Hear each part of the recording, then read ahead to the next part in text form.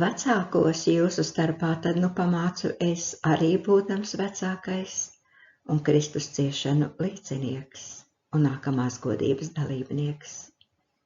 Ganiet Dieva ganāmo pulku, kas ir jūsu vadībā, nepiespiesti, bet labprātīgi, kā Dievs to grib. Nedz arī negodīgas peļņas dēļ, bet no sirds.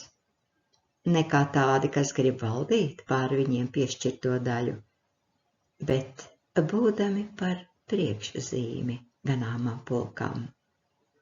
Tad, kad augstais gans parādīsies, jūs saņemsit nevīstošo godības vainagu. Tāpat jaunākie esiet paklausīgi vecākajiem, bet visi cits citam padodamies, apjosieties ar pazemību, jo Dievs stāv pretīm lepniem, bet pazemīgiem viņš dod žēlastību.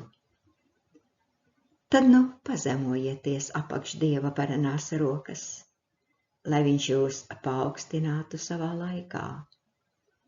Visu savu zudīšanos metiet uz viņu, jo viņš gādā par jums. Esiet skaidrā prātā, esiet modrīgi. Jūsu pretinieks velns staigā apkārt kā lauva rūgdams un meklē, ko tas varētu aprīt. Tam turieties pretī stipri ticībā, zinādami, ka tās pašas ciešanas ir uzliktas jūsu brāļiem pasaulē.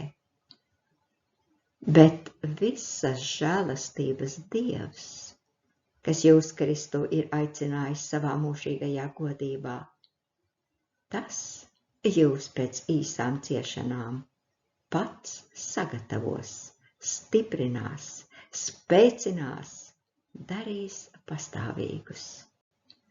Viņam vara mūžu mūžos. Āmen.